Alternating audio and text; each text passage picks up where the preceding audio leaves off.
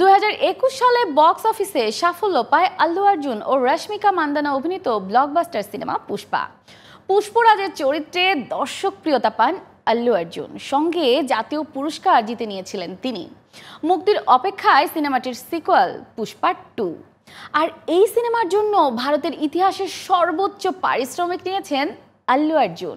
সব মিলিয়ে গোটা ভারত যেন এখন পুষ্পা জ্বরে আক্রান্ত। বিস্তারিত জানবো এবারের সেগমেন্টে। মুক্তির আরো একদিন বাকি থাকলেও সিনেমাটিকে ঘিরে উত্তেজনার পারদ জমেছে।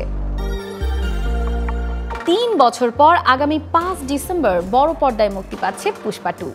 মুক্তির আগে আলোচনায় আল্লু অর্জুনের পারিশ্রমিক।